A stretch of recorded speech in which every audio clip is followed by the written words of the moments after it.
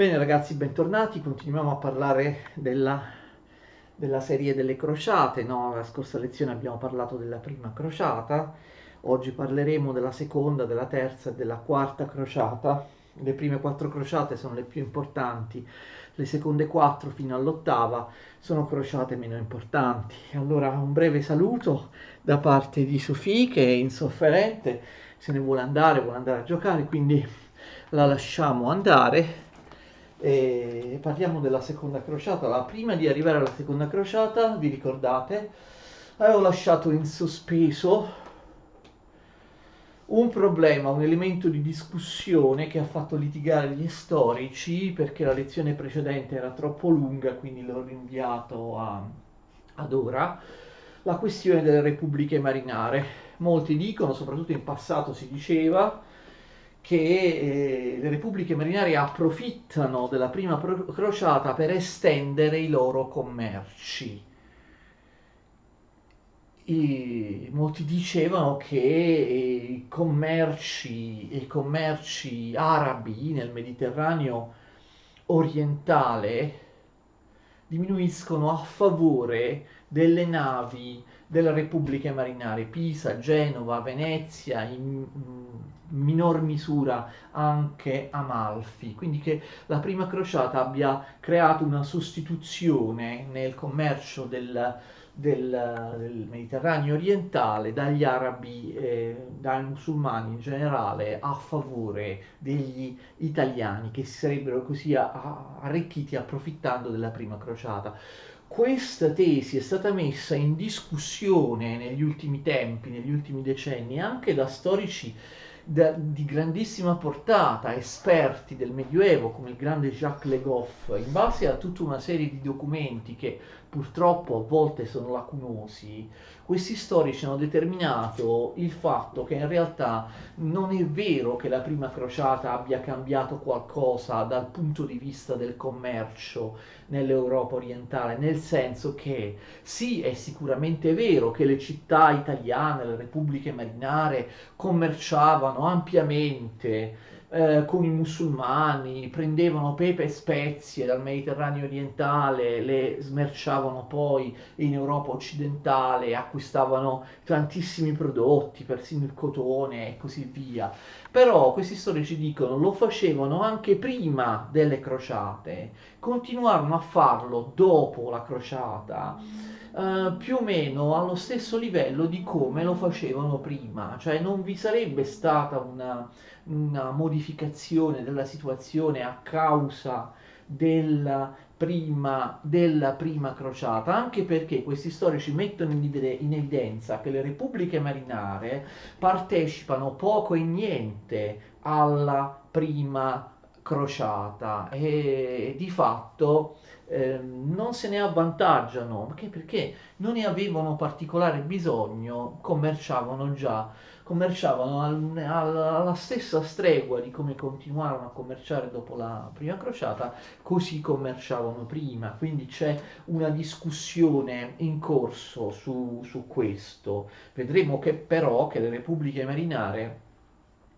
otterranno enormi vantaggi dalle crociate successive in cui diventarono protagoniste e che servirono loro anche per conquistare territori, per ottenere dei veri e propri, per costruire veri e propri imperi commerciali nel Mediterraneo orientale, persino sul Mar Nero. La seconda crociata è determinata dal fatto, come abbiamo visto alla fine della lezione scorsa, la posizione, la situazione dei crociati, dei regni, no? dei principati, dei quattro principati, ve lo ricordate che i crociati avevano creato, era una situazione molto instabile, molto precaria per i motivi che abbiamo detto nella lezione precedente. I cattolici che si stanziavano lì comunque erano pochi, i musulmani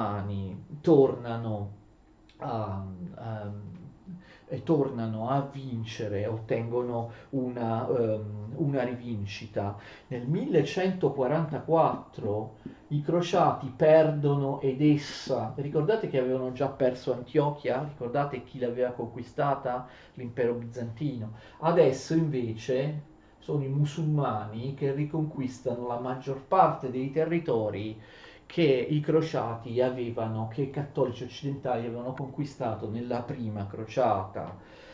Nel 1144 viene persa Edessa e viene persa buona parte della Palestina, quindi anche Gerusalemme è a rischio. Si invoca subito l'indizione di una seconda crociata. Ci sono i soliti predicatori fanatici che smuovono le folle, ricordate nella prima crociata ne, ne erano emersi alcuni, li abbiamo, ehm, li abbiamo nominati, soprattutto Pietro l'Eremita. Nella seconda crociata emerge invece un altro predicatore, cioè Bernardo di Chiaravalle.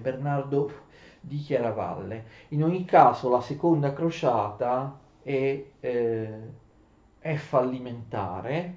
I crociati partono nel 1145, non ottengono assolutamente niente nei territori che dovrebbero riconquistare, falliscono definitivamente nel 1148. La seconda crociata quindi non porta alla riconquista dei territori nei luoghi santi. Ci sono da dire alcune cose. Per quanto riguarda la seconda crociata, vi partecipano re sovrani molto importanti che invece non avevano, i sovrani o l'imperatore non avevano fatto parte della prima crociata, in particolare l'imperatore di Germania, l'imperatore del Sacro Romano Impero, Corrado III, poi Luigi VII, re di Francia, e anche i Normanni, Ruggero II il Normanno, re di Sicilia, si intende re di Sicilia e di Napoli. Non riescono a ottenere assolutamente niente, se ne tornano indietro. Abbiamo anche una controffensiva da parte dei bizantini. Abbiamo già citato la scorsa volta l'imperatore, scusate, dell'impero romano d'Oriente, sempre della dinastia dei Comneni, vi ricordate? Emanuele I Comneno. I crociati dall'Occidente non ottengono niente e i bizantini all'inizio riescono ad avere delle vittorie nei confronti dei musulmani, dei musulmani, ma poi anche l'offensiva dei bizantini sarà stroncata. Vi ho già detto, ricordate la scorsa volta, che con Manuele Comneno, che muore nel 1180, con Manuele Comneno l'impero bizantino recupera dei territori, ma in realtà il declino proprio strutturale delle strutture sociali e materiali dell'impero bizantino è inarrestabile, e infatti succede che dopo il 1180, dopo la morte di Emanuele Comneno, l'impero bizantino sarà attaccato da tutte le parti, sul fronte dei turchi selgiucidi, sul fronte dei Balcani e così via, tant'è vero che immediatamente dopo la morte di Emanuele Comneno i bizantini perdono territori nei Balcani, risorge infatti il regno di Bulgaria che sottrae territori ai bizantini. Non c'è moltissimo da dire sulla seconda crociata, falliscono, non conquistano niente e così via. La situazione peggiora ulteriormente perché qualche decennio dopo cade anche Gerusalemme. Chi è che conquista Gerusalemme? È il Saladino, condottiero di grandissimo valore militare, in arabo si chiama Salah al-Din, e insomma semplificato, occidentalizzato in Saladino. Chi era Saladino? Attenzione, Saladino era un druso.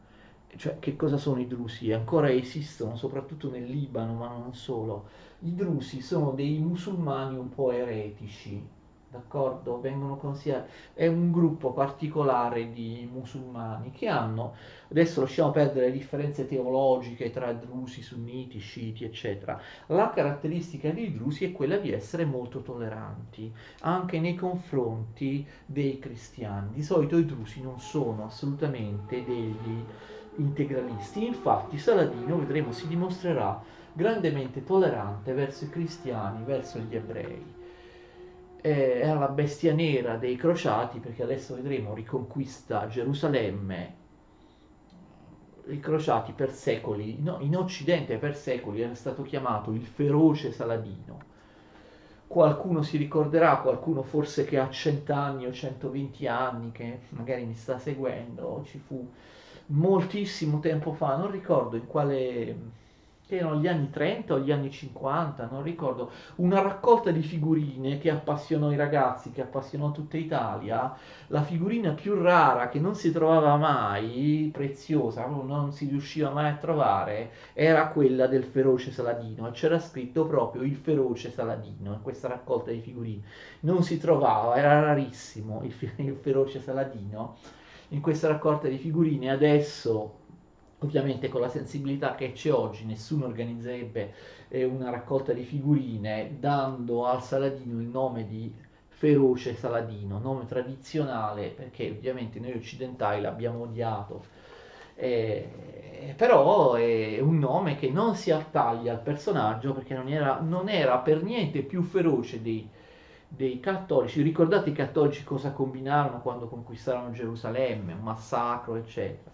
Il feroce Saladino non fece la stessa cosa. Quindi lui era un druso. Che cosa succede? Si impossessa dell'Egitto. Ricordate che nell'Egitto c'era la dinastia araba dei Fatimidi.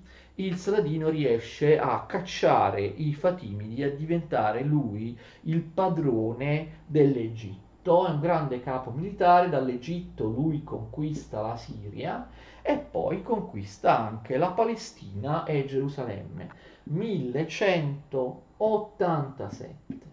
Gerusalemme quindi viene persa, l'avevano conquistata alla fine della prima crociata, gli occidentali, viene persa dai cattolici, passa nuovamente ad una dinastia musulmana, quella del druso Saladino, il capo dell'Egitto, il Saladino. Gerusalemme non tornerà mai più nelle mani dei cristiani, mai più, se non provvisoriamente dopo la sconfitta dell'impero ottomano, dopo la prima guerra mondiale, no? Quando la Palestina diventò un mandato, una specie di colonia della Gran Bretagna. Comunque, insomma, diciamo che nei secoli successivi Gerusalemme ovviamente restò sempre patrimonio islamico, quindi i cattolici crociati conquistarono Gerusalemme, i cattolici tennero Gerusalemme soltanto dal 1099 fino al 1187, conquistata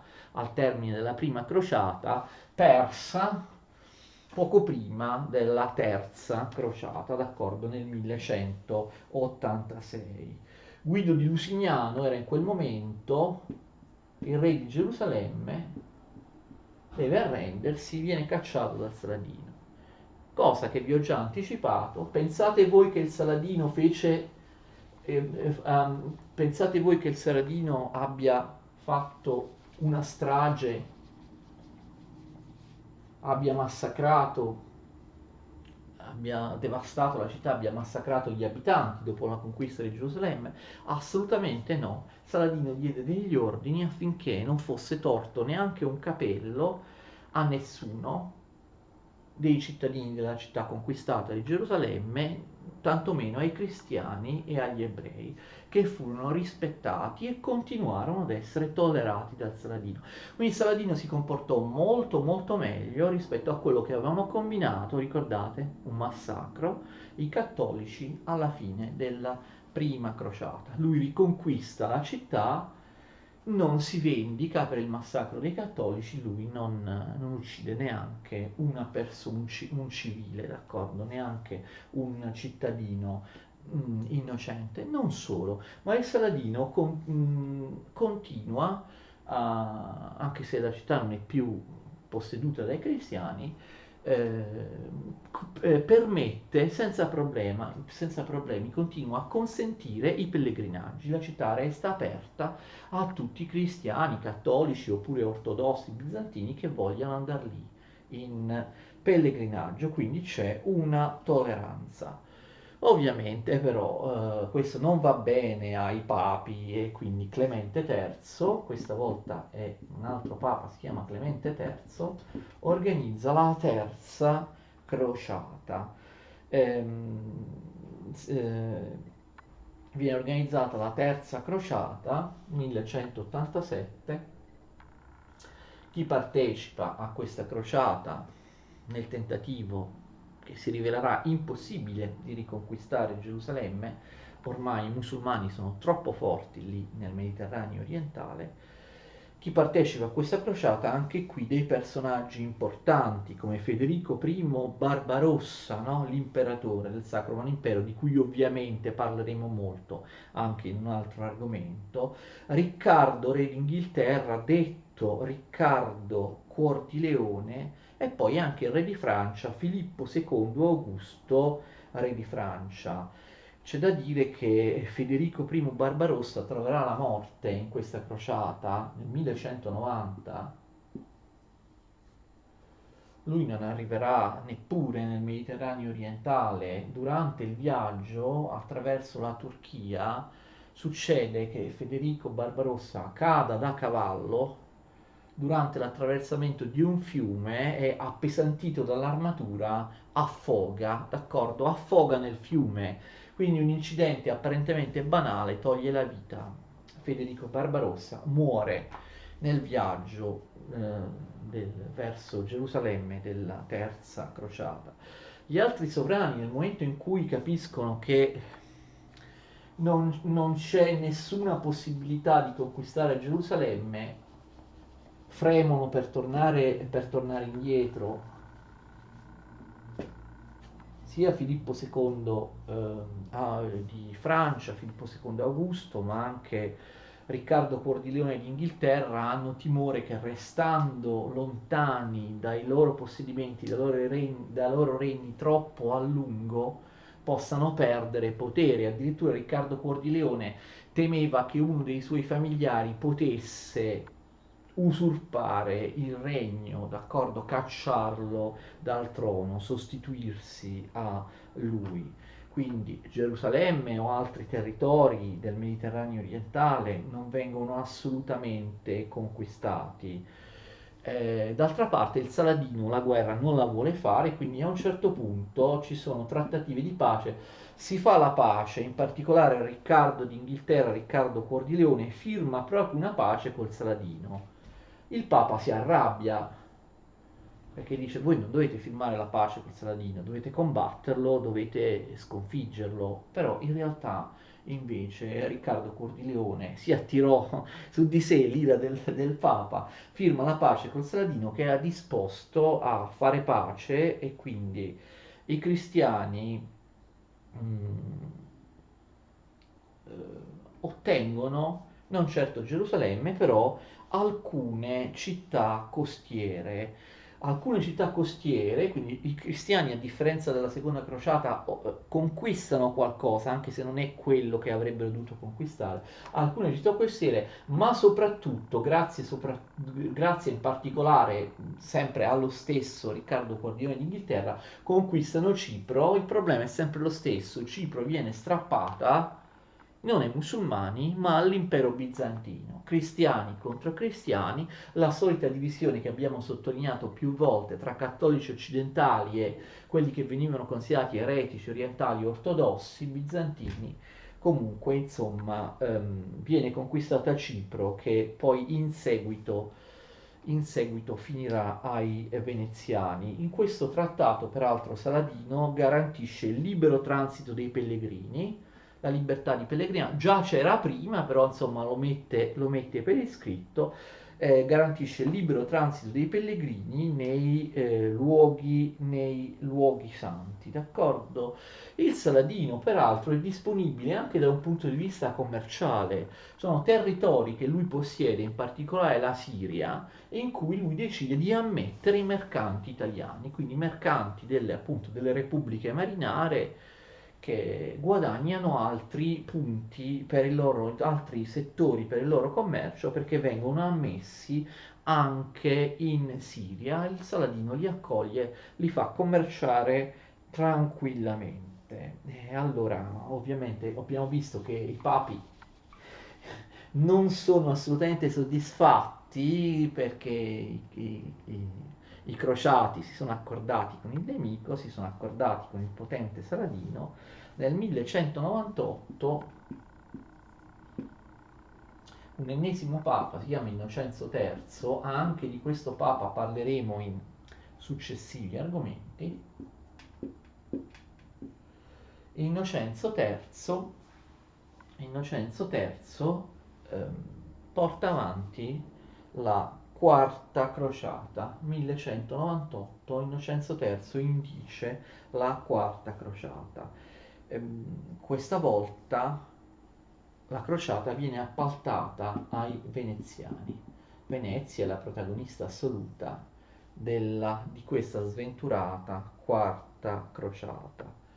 Venezia mette le navi, tutti i crociati si imbarcano sulle navi veneziane, ma sin dall'inizio si comprende che in realtà la crociata serve a fare gli interessi dei veneziani, altrimenti non si capirebbe perché i crociati, ben prima di arrivare nel Mediterraneo orientale, fanno una tappa proprio vicino Venezia per assediare e conquistare la città di Zara in Dalmazia. Venezia quindi si rafforza nelle sue basi in Dalmazia conquistando la città di Zara. Voi direte cosa c'entra la Dalmazia? Cioè cosa c'entra con la crociata? Perché i crociati vanno a conquistare la città di Zara, una città cristiana? Vicino Venezia non c'entra assolutamente niente con il Mediterraneo orientale, e infatti è così. E che succede? Che 1204 i crociati guidati dai veneziani arrivano a Costantinopoli. Naturalmente la capitale dell'impero bizantino deve essere soltanto una base di partenza, no? Per poter poi arrivare nel Mediterraneo orientale.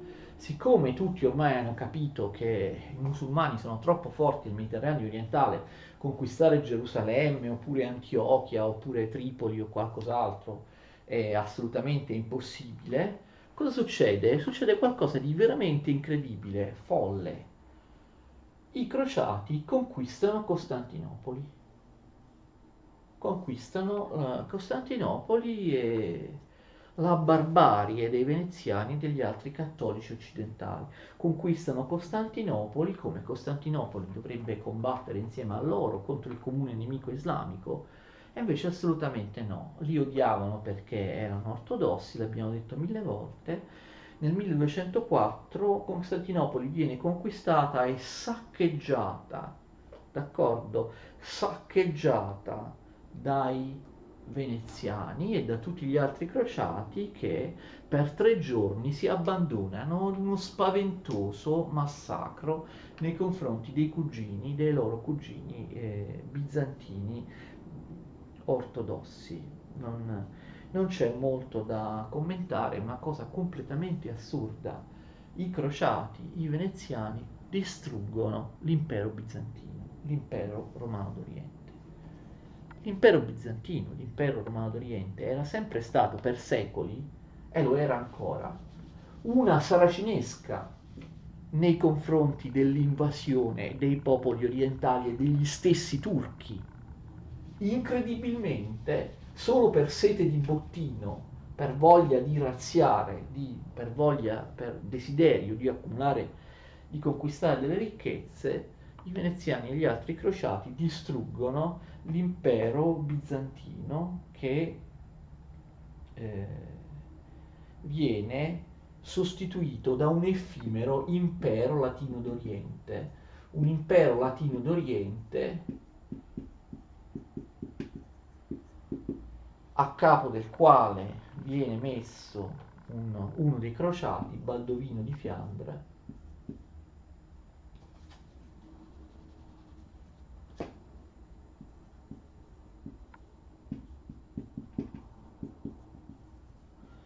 un impero effimero, debole, che sostituisce l'impero bizantino, l'impero latino d'Oriente, che perde la maggior parte dei territori dell'impero bizantino. Pian piano Baldovino e i suoi successori non fanno altro che perdere territori. Sembra una cosa assurda. I veneziani avevano già grandi privilegi a Costantinopoli. C'era un intero quartiere della città, ne abbiamo parlato in un argomento precedente, che era stato appaltato, occupato dai veneziani. Eh, Però era anche successo che vi erano state delle rivolte popolari contro i veneziani o contro altri italiani delle repubbliche marinare, perché non avevano molto torto quelli che si rivoltavano, i cittadini di Costantinopoli, perché in realtà avevano immensi privilegi questi italiani delle repubbliche marinare, delle città marinare, potevano acquistare prodotti a bassissimo costo dall'impero bizantino e quindi in realtà stavano impoverendo l'impero bizantino. Tuttavia, ovviamente, con la conquista di Costantinopoli si apre il primato, si afferma il primato commerciale dei veneziani nel Mediterraneo orientale, che non solo hanno conquistato Costantinopoli, ma che poi occupano in permanenza parte di Costantinopoli, ma iniziano anche a conquistare i territori del loro impero marittimo, l'isola di Creta, molte isole nell'Egeo, isole Egee, quindi territori occupati da greci, ma anche territori in Albania e anche territori in Grecia continentale, all'interno della quale per secoli i veneziani combatteranno eh, contro gli ottomani, che ancora non ci sono, devono ancora arrivare, d'accordo, dall'Oriente. E quindi questa è la situazione.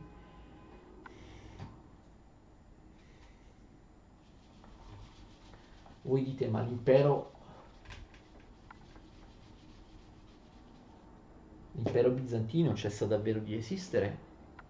Ma noi sappiamo, noi abbiamo sentito, noi abbiamo studiato che l'impero bizantino cade definitivamente, cessa di esistere nel 1453. Qui invece siamo nel 1204. Infatti l'impero bizantino risorge. Andiamo a vedere un altro pezzo della storia dell'impero bizantino. L'impero latino d'Oriente, fondato dai veneziani, dai crociati, dura dal 1204 al 1261. Nel 1261 abbiamo una reazione da parte dei bizantini, in particolare di una nuova dinastia, quella dei Paleologi o Paleologhi.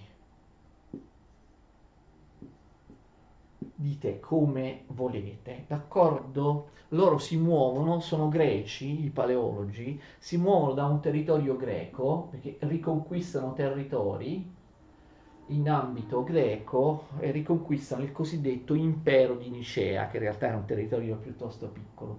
Comunque, partendo dall'impero di Nicea, i Paleologi riescono nel 1261 a cacciare il re dell'impero latino d'Oriente ehm, e a rifondare l'impero bizantino, l'impero romano d'Oriente. Il primo è Michele Paleologo, d'accordo? 1261 rinasce l'impero bizantino, l'impero romano d'Oriente. I paleologi per conquistare Costantinopoli si fanno aiutare dai genovesi, no? I veneziani dominavano Costantinopoli, i loro avversari genovesi aiutano i paleologi a cacciarli e quindi i genovesi prendono il posto dei veneziani occupando anche loro una parte di Costantinopoli. Tuttavia in seguito anche i veneziani e gli altri saranno riammessi perché di fatto l'impero bizantino in completo declino non poteva in nessun modo fare a meno delle città marinare, dei mercanti italiani, si reggeva completamente l'impero bizantino ormai sui commerci dei navigatori italiani. I genovesi anch'essi ottengono un tornaconto in termini di possedimenti per aver aiutato i bizantini a ricostituire l'impero. Infatti i genovesi anche loro occupano alcune isolette della Grecia, in particolare Chio, ma vanno anche più lontano. La loro più importante colonia sarà Caffa sul Mar Nero, protesa proprio quindi verso l'oriente, ma anche Tana sul Mar d'Azov, d'accordo, la città di Tana sul Mar d'Azov. Quindi anche i genovesi iniziano ad avere dei veri e propri possedimenti territoriali nel Mediterraneo leggero, nel Mediterraneo orientale, ma anche Mar Nero, d'Azov. Comunque anche i veneziani arrivarono con una loro base sul Mar Nero. Quindi l'impero bizantino si ricostituisce nel 1261 con quella che sarà l'ultima dinastia dell'impero bizantino, i Paleologhi o Paleologi. Miracolosamente l'impero bizantino riuscirà a continuare ad esistere, a resistere per altri 250 anni, prima della fine definitiva che vedremo ovviamente in argomenti successivi. Tuttavia si tratterà sempre di un impero bizantino, l'impero romano d'Oriente, in tono minore, con pochissimi territori rispetto a quelli che aveva in precedenza. In particolare il nuovo impero bizantino dei Paleologi o Paleologhi perde quasi tutti i territori nei Balcani. Quindi, insomma, queste 4 crociate sono state fallimentari, sì, da un punto di vista militare queste crociate sono state assolutamente fallimentari. Gerusalemme viene conquistata nella prima crociata, però poi sarà persa insieme a tutti gli altri territori conquistati nel Mediterraneo orientale. Certo, abbiamo visto che i crociati conquisteranno altri territori in Grecia, in Albania, abbiamo visto Cipro, Creta, eccetera, ma non in Siria, in Libano, in Palestina, in Turchia, cioè non nel Mediterraneo orientale. I musulmani diventano sempre più forti, poi vedremo che nel 300 con l'arrivo di un'altra tribù turca, vedremo ovviamente in un successivo argomento, non più i Selgiucidi ma gli ottomani fortissimi, non ci sarà più nessuna possibilità da parte dei cristiani e dei cattolici di contrastare proprio il mondo musulmano. È chiaro sin dalle ultime crociate che abbiamo visto che riconquistare Gerusalemme è assolutamente impossibile, quindi le crociate, voi direte professore, sono 4, sì, le più importanti sono queste, sono 4. Infatti noi parliamo soltanto di queste prime 4, tuttavia ne esistono dal punto di vista del conteggio ufficiale delle crociate altre 4, cioè una quinta, una sesta, una settima e un'ottava. Ci sono altre 4 crociate, tutte effettuate prima del 1300, d'accordo? Quindi le ultime alla fine del 1200, che non riescono a realizzare assolutamente niente. Alcune di queste crociate saranno lanciate anche contro l'Egitto o contro la Tunisia, ma i cattolici saranno sempre sconfitti. Perderanno anche gli ultimi territori che avevano conquistato nella prima crociata. L'ultima città a cadere nel 1291 è Acri, l'ultimo territorio cristiano in Terra Santa, quindi i cristiani perderanno tutto ciò che avevano conquistato nella prima crociata in Terra Santa e per secoli e secoli, insomma, non recupereranno più niente. Il mondo musulmano diventerà decisamente più forte rispetto al cristianesimo occidentale, poi ripeto nel corso del 300 e del 400 con l'affermazione degli ottomani non ci sarà più storia. E quindi da un punto di vista militare è assolutamente un fallimento. Cosa ci resta da dire in merito alle crociate? Ci sono dei risvolti, delle conseguenze che non sono soltanto quelli militari e in parte abbiamo accennato a questo, no? Delle conseguenze per esempio di tipo commerciale. Infatti molti storici dicono che dal punto di vista dell'Europa occidentale le conseguenze delle crociate in molti aspetti sono state positive. Ma come? Non hanno conquistato nulla, non hanno conquistato Gerusalemme, il Santo Sepolcro di Cristo, l'hanno conquistato ma poi l'hanno perso, perché alla fin fine, globalmente, possiamo dire che le conseguenze delle crociate sono state favorevoli all'Occidente. Allora, abbiamo già visto, prima di tutto c'è uno sviluppo enorme del commercio, soprattutto grazie a Venezia, che raccoglie davvero i frutti della crociata, purtroppo al prezzo di aver demolito, comunque indebolito, l'abbiamo visto, l'impero bizantino. E quindi c'è un arricchimento commerciale, un'apertura commerciale sempre maggiore con il Mediterraneo orientale. Nonostante le proteste, le bolle di condanna, gli editti di condanna dei papi, Venezia e altre città italiane e non solo italiane continueranno senza problemi a commerciare, a arricchirsi, a scambiare merci con i cosiddetti infedeli, con i musulmani. Ma ci sono altri tipi anche di conseguenze. Le crociate, prima di tutto da un punto di vista proprio psicologico, culturale, le crociate diffondono una nuova cultura, una nuova mentalità in Occidente, una mentalità più aperta. Gli occidentali si sono abituati ad andare in Oriente anche per via di appunto un pellegrinaggio armato, tuttavia cominciano a viaggiare molto di più, a conoscere nuove genti, nuovi popoli, nuove terre, anche se gli islamici sono nemici. Venire a contatto con altre culture, altri usi, altre tradizioni, altre religioni apre la mente, d'accordo, svecchia la mentalità dell'Europa occidentale, quindi le crociate favoriscono una mentalità più aperta, capite? Ci siamo combattuti, ci siamo scontrati, però ci siamo anche conosciuti, ci siamo scambiati idee, ci siamo scambiati merci, ci siamo scambiati conoscenze, usi, costumi e così via. E quindi questo dal punto di vista militare l'abbiamo già accennato, credo, l'epoca delle crociate è l'epoca della cavalleria. Eh, Cambia quindi anche il modo di combattere all'interno degli eserciti, diventa sempre più importante la, la cavalleria, d'accordo? Più importante della fanteria, ma ci sono anche delle conseguenze sociali e politiche molto significative. In Europa, l'abbiamo visto sin dal primo momento, sta emergendo la borghesia.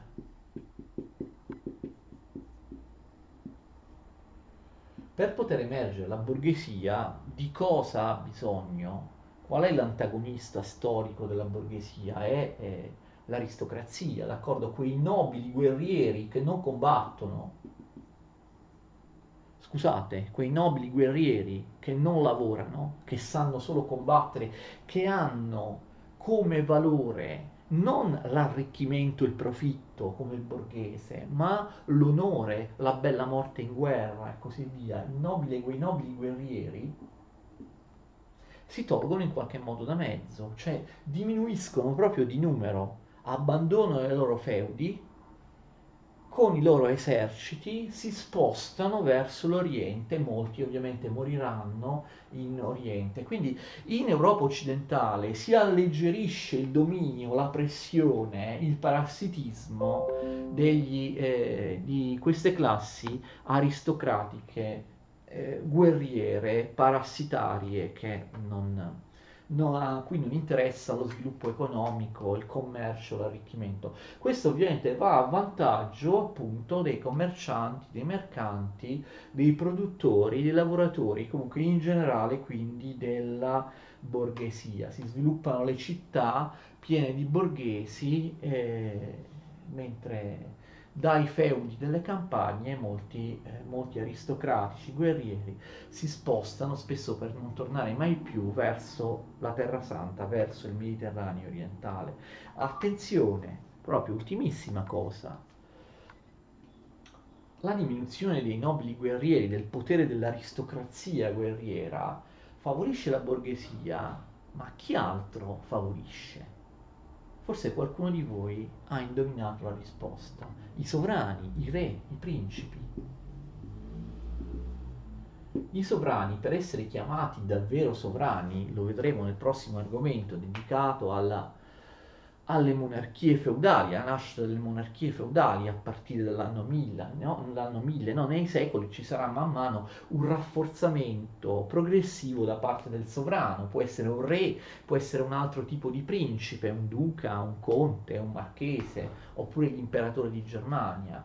Ovviamente i sovrani sono limitati nei loro poteri dai loro vassalli che spesso i sovrani non riescono a controllare, no? Nobili aristocratici che scatenano guerre civili, che si consumano continuamente in guerre feudali, in guerre interne, non sanno far altro che combattere, quella è la loro ragione di vita. Quindi chiaro che per la costruzione delle monarchie feudali che ottimisticamente possiamo chiamare monarchie nazionali, cioè il processo di rafforzamento del sovrano e di sottomissione da parte del sovrano dei propri vassalli, dei propri aristocratici. È fondamentale questo, se gli aristocratici se ne vanno in Oriente, muoiono nelle crociate, è chiaro che i sovrani si rafforzano, l'autorità centrale di quello che poi diventerà lo Stato moderno, che non possiamo in questo periodo azzardarci neanche per scherzo a chiamare Stato, aumenta, d'accordo? Vedremo anche nel prossimo argomento che una delle monarchie feudali più importanti, quella della Francia, era in realtà debolissima. Il re di Parigi controllava soltanto alcune zone vicino Parigi, poi sì, era il re di Francia, però in realtà tutti i principi francesi facevano quello che volevano nei loro territori. Quindi se il re di Francia si deve rafforzare, ovviamente deve far diminuire il potere degli aristocratici guerrieri con tutte le loro guerre interne, si scannavano, avevano eserciti privati potentissimi, si combattevano tra di loro. Quindi attenzione, c'è una diminuzione in Italia, in Europa, in Italia e in tutti gli altri paesi, anche in Francia soprattutto, una diminuzione della pressione dei grandi aristocratici, dei vassalli dediti alla guerra, dei nobili guerrieri. Questo favorisce sia la crescita della borghesia, sia la crescita del potere dei principi, del potere dei sovrani. Abbiamo veramente finito con le crociate, spero che mi abbiate seguito, spero che abbiate capito, spero che quello che vi ho detto possa essere utile, possa essere stato interessante per voi. Ci rivediamo prestissimo con un nuovo argomento che riguarda sempre il Medioevo dal 1000 al 1300 circa. Arrivederci.